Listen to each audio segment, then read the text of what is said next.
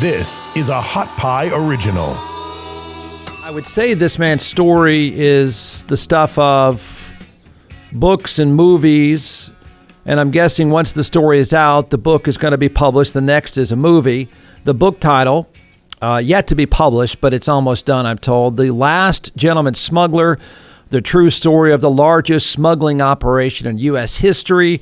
Quick background to this unbelievable story, which has an Austin connection, of course. I started as a teenager in Houston selling marijuana, ended up running the largest drug smuggling operation in U.S. history. Along the way, became known as the Gentleman Smuggler. He'll explain why that is. Sentenced to, give or take a few years, about 285 years in prison. He ends up serving almost 9 years in prison, and the reason why he does only 9 of the 285 or 300 or who's counting at this point, the only reason why he doesn't do the full time is because he cut a deal with the United States government, and that deal included bringing down, I think it's fair to say, one of the most evil and corrupt dictators of the last 50 years. His name is Stephen Kalish. He joins me now. Can you hear me okay, Stephen? You're fine, Jeff. Okay. Thanks for having me on your show. Yeah, I'm sorry about the prison sentence numbers being off a little bit here and there, but you get the idea. Tell people. I think people are going to first wonder, wait, what is a gentleman smuggler? That seems kind of a contradiction. So explain, before we get into your life, explain why you were called the gentleman smuggler. Well, in the early 1970s, when I was first started smuggling large amounts of marijuana, the DEA and the assistant U.S. attorney labeled me the gentleman smuggler because we had a policy of no guns and no violence. And that was consistent throughout my career until my arrest in 1984. So this is a weird way to put it. So at peak times, because I've read the story, at peak times, in today's dollar amounts, during your smuggling peak, what were you making a day or a month during the peak? We were averaging, our last importation was 300,000 pounds of marijuana into Louisiana, which grossed us about 75 million, which meant upwards of 45 million for myself and my partner. And and you paid how much in taxes on that? Well, at that point, none. Is that by the way, Stephen, is that in today's dollars? So is it 40? No, that was 1984. So oof. That would be almost 30 years ago. Oof. So you're bringing in close to $100 million fairly regularly, right? I mean, do you have any idea what you may have grossed in a great year? 100 million, maybe. Yeah. And these operations were usually 2 to 3 times a year. It took a lot of planning, a lot of setup, a lot of staging, and a lot of work. There was,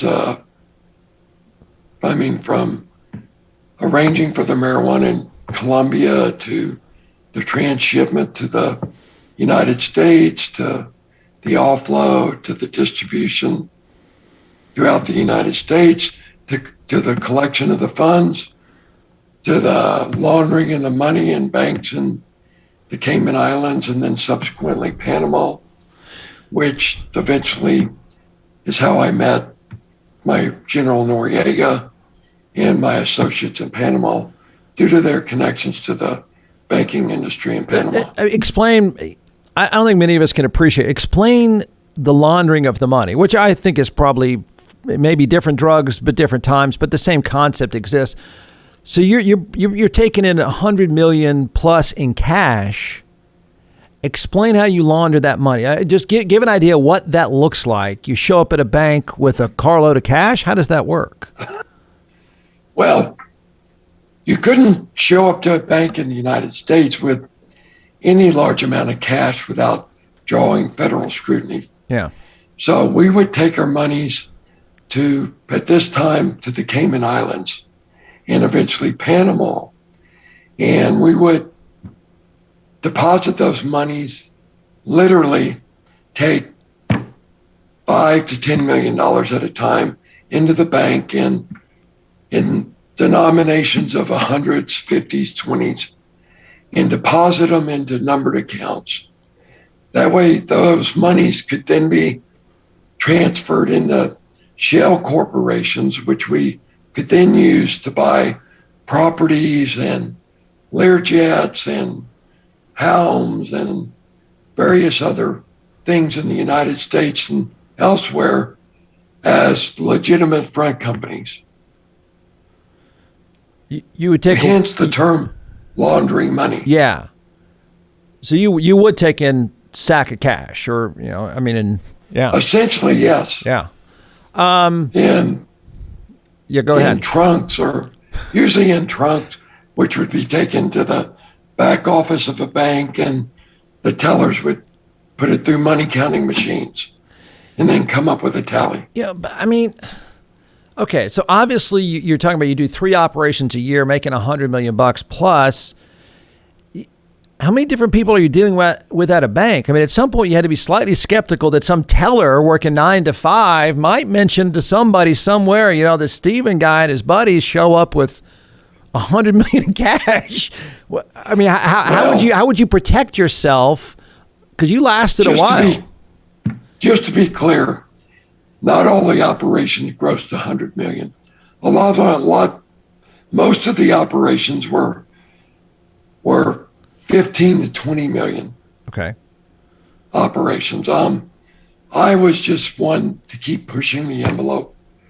More is better. More money for myself, for my crew. So, but in answer to your question, the tellers, we dealt with the presidents of the banks. Okay. And there were multiple banks in Panama, as well as the Cayman Islands. And we would go in, and of course I was using aliases, of which I had many.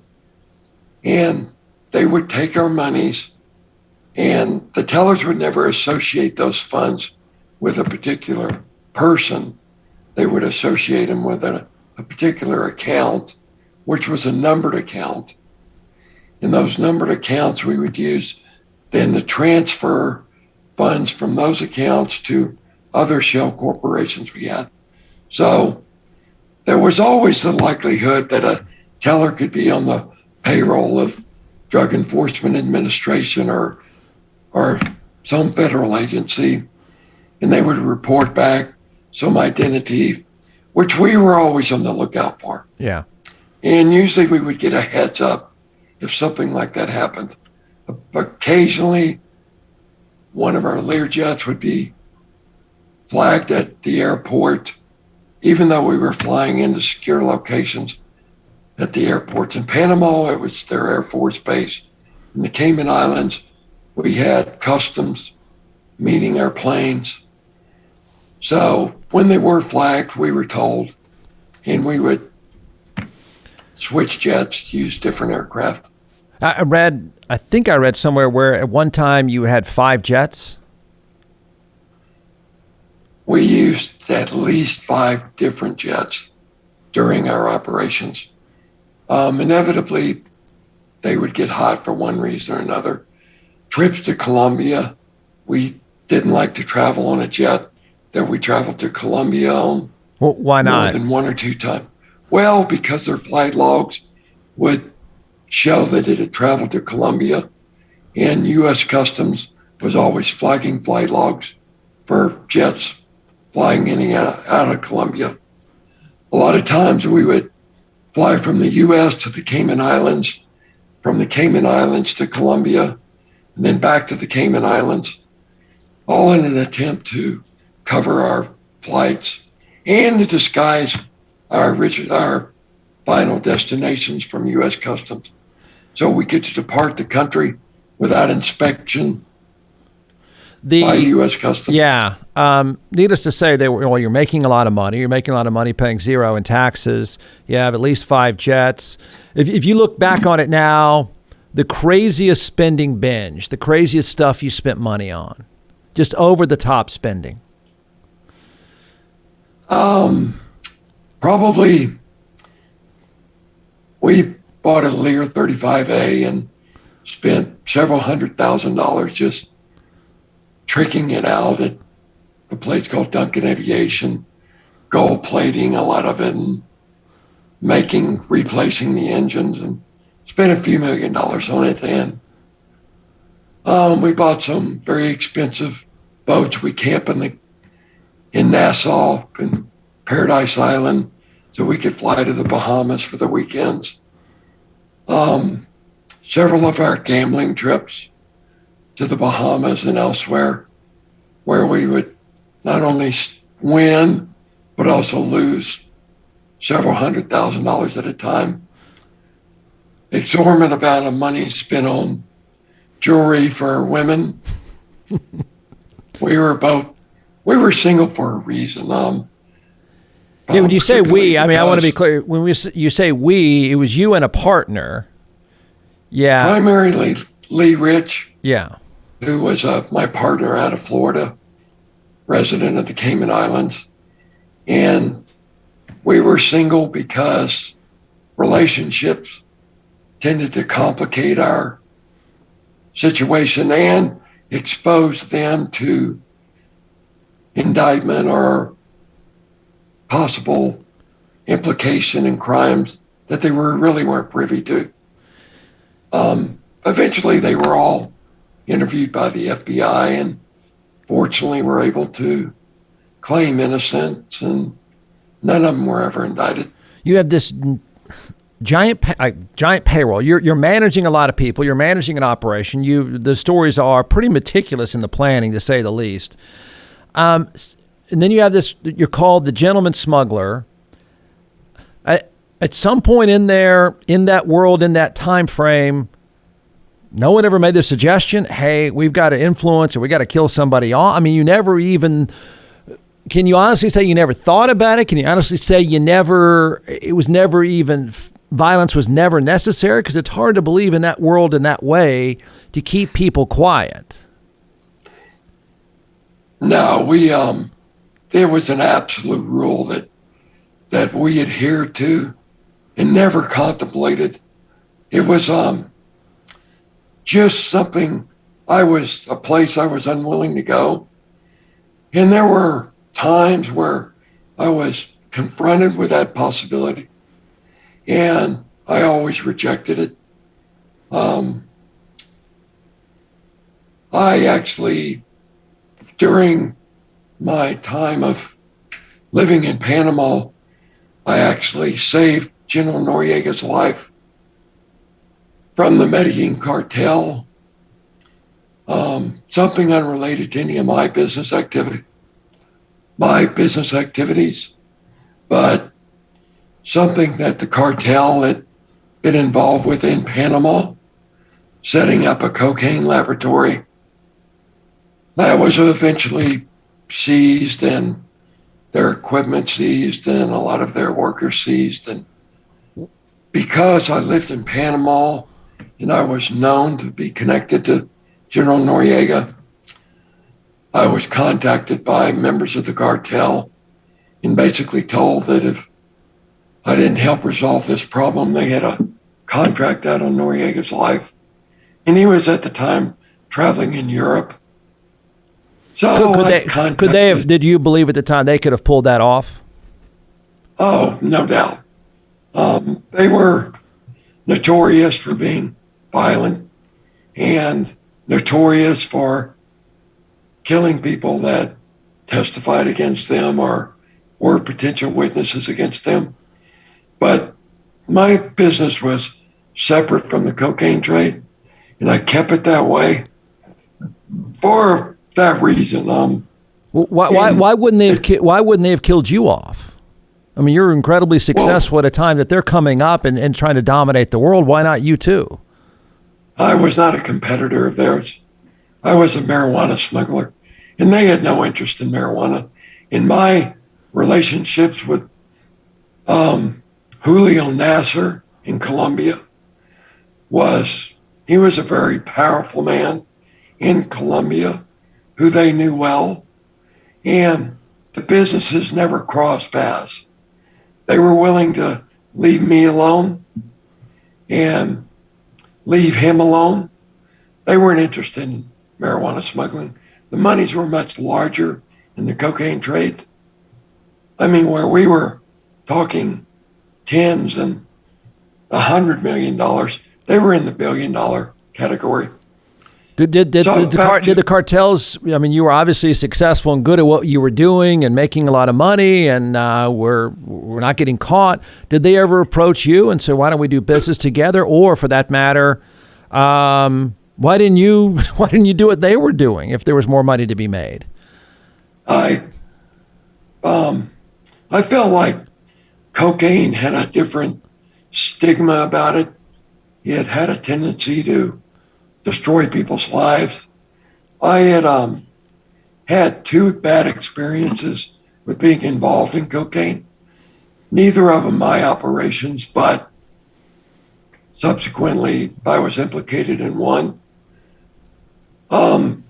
Finishing my story, the cartel had contacted me in Panama to help resolve the situation with Noriega, which I did. And to their satisfaction, and Jorge Ochoa, one of the leaders of the Medellin cartel, thanked me profusely, sent one of his lieutenants to my home in Panama, and I had secured the return of one of their helicopters, one of their $1 million planes, a release of 19 of their men working at the lab, and the release of several of the lieutenants who eventually showed up at my house, it being escorted by a major in military intelligence with the Panamanian Defense Forces. He knocked on my door at 6 o'clock in the morning and, of course, woke me up. I opened the door. He pushed one of their lieutenants into my house and said, "Okay, Brown," which was my alias, Frank Brown. Okay. He said, "Okay, Brown, these are your responsibility now. These men, you should put on one of your jets back to Colombia." He said, "We don't want to hear anything else about them." So they came into my house, thanked me profusely, handed me the money, the $5 million that had been paid as a bribe to one of Noriega's colonels to protect the lab in the southern province of Panama.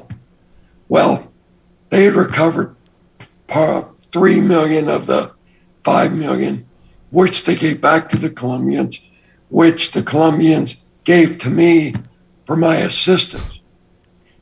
Well, after all of this transpired, I actually managed to convince Jorge Ochoa and the cartel to quit using Panama as a transshipment country for drugs.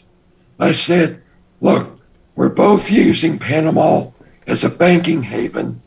It's one of the safest banking havens in the world." I said, "Shipping chemicals and cocaine or marijuana to Panama will only bring more heat to bear on Panama." I said, "Let's do this. Let's just ship our monies to Panama, launder all our funds here, and we can all play in Panama, be safe in Panama. You can be safe. I'll help you with your laundering of your funds. I'm not involved in the cocaine trade."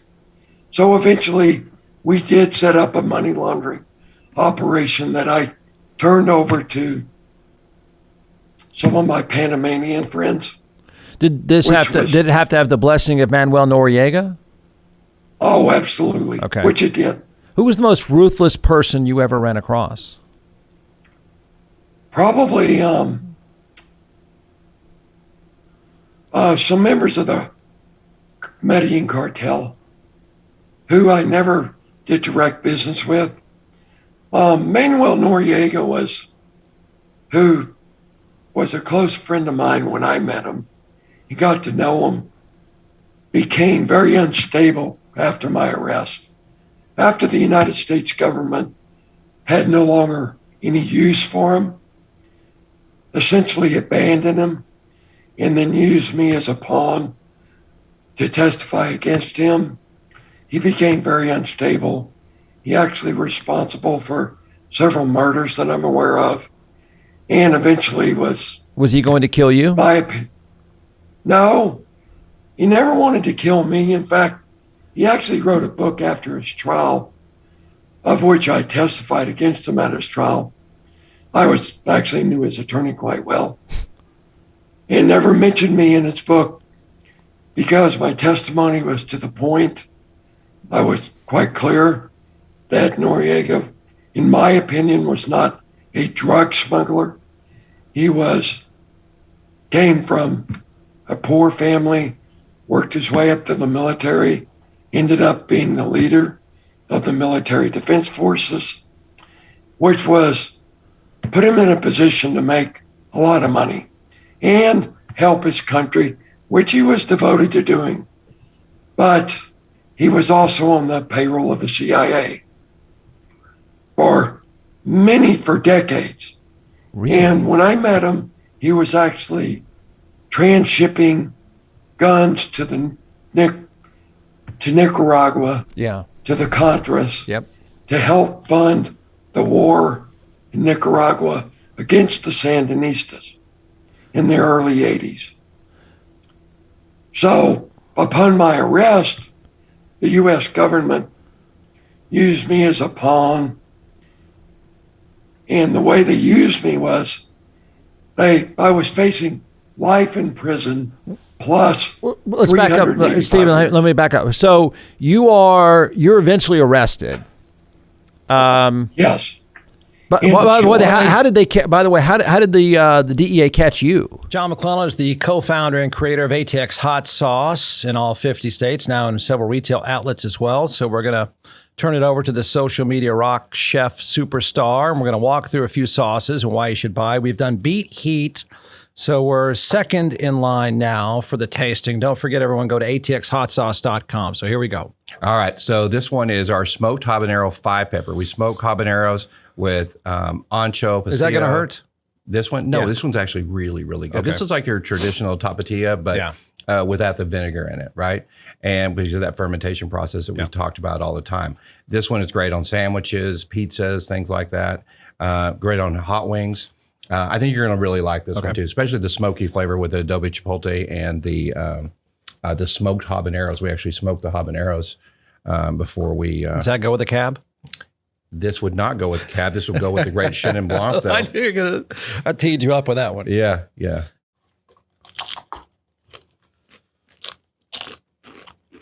That is good. That's good. Yeah. Good. It's just classic take. Well, it's a new take on a classic item. So it's called smoked habanero 5-pepper. All right, don't forget One of my favorites. Don't forget atxhotsauce.com. On a fluke, my partner had flown one of our jets, our private jet.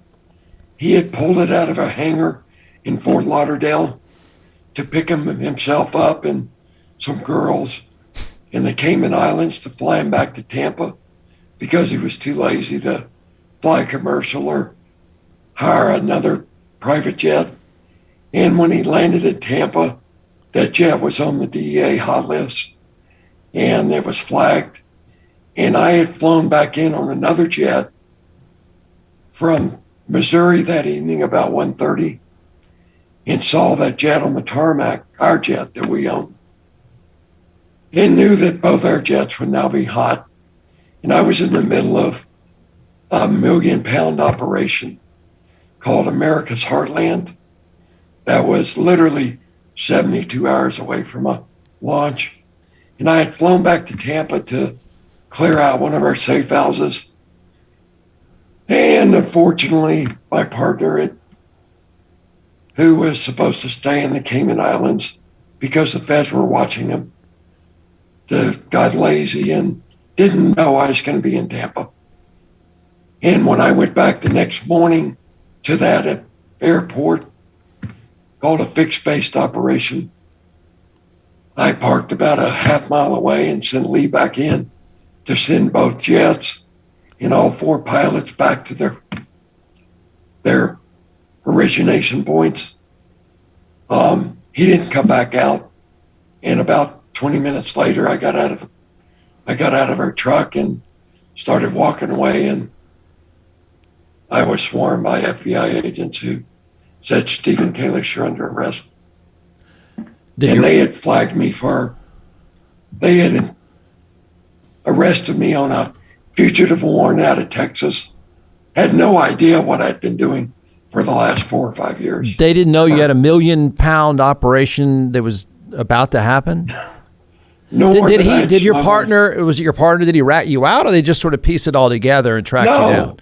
No, it was just a stupid mistake on his part. Okay. They flagged the jet. Okay, so you're arrested, and yes. So they have you, and they know that you know Noriega, or you're close to Noriega. They obviously knew that. No, not at that point. When they arrest me in Tampa, Florida, they arrest me on a fugitive warrant out of Texas for smuggling hundreds of thousands of pounds into the Texas Gulf Coast in the mid-'70s. What I'd been doing in the late 70s and early 80s, they were completely unaware of. So they take me to their task force office in Tampa, Florida. They put me in a small room and they asked me, "Okay, cooperate with us, tell us what you're up to, and we'll go easy on you." To which I replied, "No one in this office has the security clearance to hear what I have to say. Get somebody from the State Department here, and I'll be glad to share some information with you." Of course, that irritated them. They got in my face, tried to play tough cops. And I said, "Look, hand me the telephone. Let me call my attorney, Dick DeGuerin, and this interview's over." So they sent me back to Hillsborough County Jail. I ended up in Texarkana Prison, and the feds watched my partner and his associates for the next 14 months and eventually caught them in the act of smuggling. Had multiple people roll over on that operation and everything we had done over the last 3 or 4 years. So when I went to trial, there was 60 witnesses, plus we were facing life in prison with no parole. You were sentenced to, I said 285 years. Is that right? I was facing life without parole, plus 285 years. Oh my. Okay, yes. So they laid that on. Yeah, they laid that on you. 280 life without parole, 285 years. Where in the process does it turn out, Stephen, we need your help? How does that play out? What did that look like? After being in trial for 6 weeks and strongly urging many of my friends and coworkers to make the best plea deal they could, because we were done. I was assured we would all be convicted, and I asked my attorney, Dick DeGuerin, to direct me to some Washington, D.C. attorneys that I could hire in the event I decided to negotiate a plea bargain, because Dick DeGuerin had a policy of not working with clients that negotiate with the federal government. It's his history. So I actually hired some high-powered D.C. attorneys to begin negotiations with the U.S. Attorney's Office in Tampa, Florida. So after 6 weeks and numerous documents, proffers they call them in legal jargon, we finally agreed to a maximum sentence of 20 years, no parole, of which the judge could sentence me to 10 years if he wanted to. And I had to forfeit millions of dollars, mansions, homes, assets, and they would allow me to keep a certain amount of money, which I did. Okay. So when does Manuel Noriega, who you say was an employee of ours, when did that enter? About 2 years later, I had been kept up in a local county jail in North Florida in an attempt to put me in the worst possible conditions the Marshal Service thought they could provide, which was quite the opposite, which we don't have time to go into at this point, which will be detailed in my book, Okay. The Last Gentleman Smuggler. But during that time, we have a change in administrations. George Bush becomes president. There's an elections in Nicaragua where the Sandinistas are pushed out of office and the Contras take over in Nicaragua. So Nicaragua is no longer a communistic threat to the United States.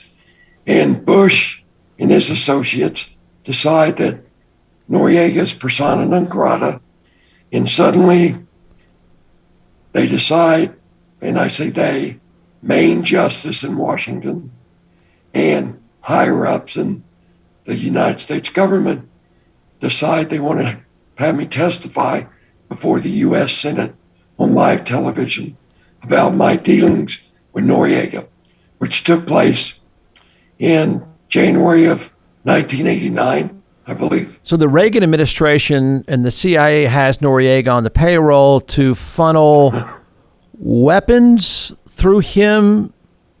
Is that what did the Reagan administration use him for?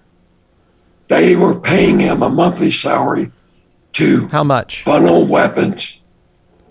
I only know what I've read in the reports out of the House and Senate hearings, but it was a minimum of $200,000 a month. $200,000 a month in 1980 terms or 82 terms? Yes, and much more. And they were delivering guns and other weapons to the Contras in Nicaragua. And this went on for years and years to help keep the civil war going. There's been several movies made about it. So fact, things turn there. New president comes in. Noriega is now a bad guy. He's a bad guy at that time for what reason? I mean, obviously we didn't need, the administration didn't think they needed him anymore. The CIA didn't need him anymore. What made him such a bad guy again? That he was dealing drugs? That he had been supporting drug smugglers like myself to launder money in drugs, and had been doing it for quite some time, which they'd known all along. While I was in Panama, Noriega flew on my jet to Washington, D.C., and met with the director of the National Security Agency, the director of the CIA, was given an award by the Drug Enforcement Administration for his war on drugs, purportedly. Yeah. Flew back to Panama, asked that I be in his receiving line as he got off my jet at the Air Force Base, stopped in the receiving line and told me exactly the conversations he had, which were, one, they wanted him to continue supporting the war against the Sandinistas, and two, open up the banks in Panama for U.S. scrutiny, of which he told me personally that he would never do, which, of course, I smiled and thanked him profusely. Yeah. And this was while I was in Panama. Now, he became a bad guy after the U.S. government no longer needed his services. And once that happened, he became very aggressive actually was responsible for the murder of Hugo Spaffadora, a reporter who had written some very negative articles about him in Panama. And this is while I'm in custody, by the way. And, he just lost his mind. But knowing what you knew, was anyone afraid, from the cartels to Noriega to anyone in the U.S. government? Did you ever sit there at night staring at the ceiling in prison thinking, they want me dead? I'm trying to figure out why they wouldn't want you to not be able to talk. Well, I didn't have any testimony against any of the cartel members. Okay. Or anything that would implicate them in any crimes in the U.S. The information I had about Noriega and my money laundering activities and his acquiescence to my transshipping some marijuana through Panama possibly made me a danger to Noriega. But I have to tell you, I was never in fear for my life, not the entire time I was in custody, until such time that I testified before the U.S. Senate. And at that point, I wasn't in fear for my life from Noriega or anybody else, or any of my friends that I testified against, that I'd grown up with most of my life. I was more afraid of people in general population in the prison that I'd been incarcerated in, who would, just out of revenge, would possibly take my life. Okay. Which resulted in me entering the witness protection program for approximately 18 months while I was in custody. You're in witness protection while you're in prison? Yes. Okay. It's called WITSEC, and they're private. They're managed by the Bureau of Prisons, run by the U.S. Marshal's Office, and they're small units located outside of U.S. prisons for special treatment for special prisoners whose lives are in danger, predominantly housing mob turned informants. Okay. As an example, and I probably shouldn't even be discussing this, but out of 100 prisoners that I was housed with in one facility, 15 of them were in there for marijuana and cocaine, and 85 of them were in there for mob-related crimes, testifying against John Gotti and people of that nature. So you're in prison. When did it go from 285 years plus, till you die in prison to 9 years? Actually, my sentence was reduced to 10 years. Okay. After my cooperation with the government and testifying against Noriega in Miami, and my testimony in Tampa and Louisiana against some of my best friends, the judge in the Middle District of Florida eventually reduced my sentence to 10 years, of which I served 8.5. I was in custody from 1984 to 1992. I was released in December of 92. So you walk out of jail. Yeah. Do you think, wow, it's great to be out? Oh no, I'm dead man walking? No, that was never a concern of mine. When I walked out of jail, my concern was, okay, what's next in my life? What's the next evolution or iteration of my life? And what's next for me? And I was smart. I was a leader. I was a natural born leader. So I started multiple companies, ended up starting a telecommunications software technology company, built it into a $1 billion company, came down with a life-threatening illness, survived it, which is the reason I have this raspy voice. Yeah. Sold it, made millions of dollars for myself as well as my employees, and ended up buying 15 acres in Hawaii overlooking the Pacific, marrying an incredible woman, raising orchards, organic farming, horses. But you got to keep some of the money, though, because what I've read. Very little. Okay. Because I read that your partner who went to prison was mad that, or something like this. Your partner was mad because you got to keep some of the money. Yeah, several, probably $500,000. Okay. Of which I paid taxes, some taxes home, and by the time I got out of prison, I probably had $75,000, which is not much. But I managed to raise several $1 million in funding for my startup companies in California, of which John Balderzhoria was one of my friends that helped fund my startups. Well, that's a home run And there. So, yeah. I'm curious. Well, the whole time you're in the business, and your story is you started as a teenager, even went to Travis High School here in Austin. Did you ever think, boy, the one thing that'll ruin me is if they ever get smart and legalize this stuff?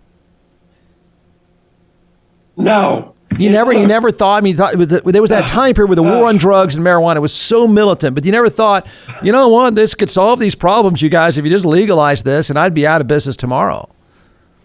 I had been an advocate for the legalization of marijuana since I was 16.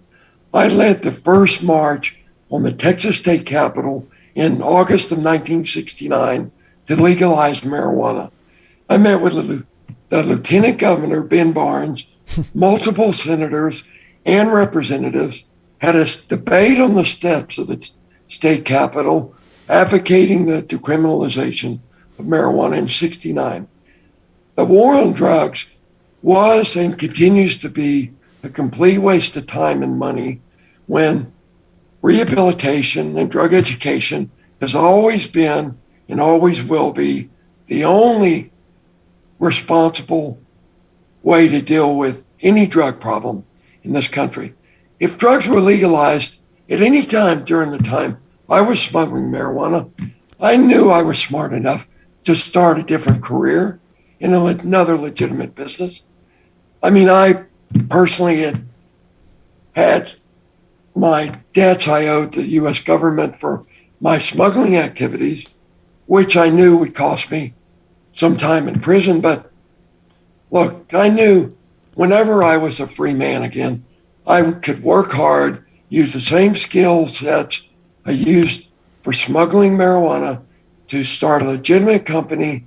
And from the time I was released from prison until right now, I have never broken any U.S. laws, except for maybe speeding or smoking marijuana, which I can legally do in Hawaii. And not in Texas, Unfortunately, though. not in Texas. Not in Texas. Not yet. Yeah. Well, the war on drugs at that time, I mean, Noriega's on the U.S. payroll. I assume there were others at the time. How much of the war on drugs, the history of the war on drugs, and its peak at the time you were smuggling, I think, was during the Reagan time, the whole campaign. How much of that was the United States government being sincere about the health and the finances of the war on drugs, and how much of it was something more sinister? That's a hard question for me to answer. I think the more intelligent people realize the war on drugs had been a failure for decades. I mean, it's proven in the statistics, no matter how many billions of dollars they threw at the war on drugs, it never decreased the importation of marijuana. In fact, it only increased the thirst for drugs in the U.S., which empowered the cartels and increased their influence in all aspects of society, which then led to the Mexican cartels, which then led to the extreme escalation in violence, as you've seen throughout the 90s and the 2000s in the 21st century. I mean, nothing like that was occurring during my time in the business. There was some violence in Miami in the early 80s, which was very disturbing to us, which was involving cocaine. And we saw that was where it was headed. It was just, but the U.S. government has for decades known that their policies were failed policies. Obama knew it. I mean, they all knew it, and they know it today. And it's it's why we have so many states legalizing marijuana and other drugs, essentially. It's why you have an opium addiction problem in the United States, because you have pharmaceutical companies promoting drugs that are highly addictive with no regulation whatsoever, without any educational programs to make the American public aware of the addictive nature of drugs. That time of us paying Noriega, smuggling weapons through him, was U.S. government involved with the cartels in an effort? I mean, in an effort to stabilize South America? I mean, did we, in essence, arguments are made about what we've done in Afghanistan, what we've created there, going back to the 80s. Did we have a hand, intentionally or otherwise, in creating some of the cartel violence that we see today by doing business with them? That's a hard question for me to answer. There's certainly theories, and there's been series on cable television in regards to the CIA actually being in business with the cartel to import cocaine into the United States to help fund the Contras in Nicaragua once Noriega was no longer around.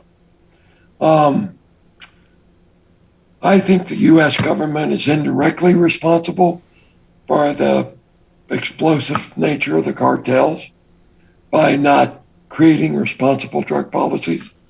Look, the reason you have drugs being imported in the U.S. is because U.S. citizens want to get high. Right now we grow all our own marijuana. There's not much marijuana importation anymore. But you still have a large amount of cocaine and methamphetamines and other assorted drugs being imported into the U.S. because there's impoverished communities that are living in this cycle of poverty that they've been unable to escape from, that have led to addictions in generations of families. And until we break that cycle of poverty and provide educational opportunities and equality in our so many different areas, from housing to healthcare, where this is going to remain a problem. And I don't have the answers. Look, I live in Hawaii. I tried my best to help people through our equine therapy programs. Consider myself, or try to be, a model for a way to start over, recreate yourself. But people have to step up and take action. People younger than me. I mean, I'm 68 years old. I love raising horses and treating people with mental issues and PTSD and looking out over the Pacific. And I look back at my life and it occurs to me as a movie, not as something I actually did. Yeah. Interesting. So the book is not finished yet, correct? No, it will be finished and published by the end of this year. Okay, and the title will be The Last Gentleman Smuggler, The True Story of the Largest Smuggling Operation in U.S. History. Is that the title? Yes. Okay. And the purpose of the book is so when people ask me what I did in my life, I can actually hand them a copy of the book and say, read the book, and you'll know that I didn't build a mansion in Hawaii off of drug profits. I worked my butt off for 17 years and built a successful company and actually realized my dream through hard work, not through selling drugs. Stephen, good seeing you. Looking forward to the book. Thanks for doing this today.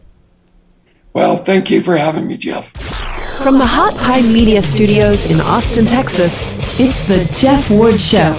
Listen at jeffwardshow.com.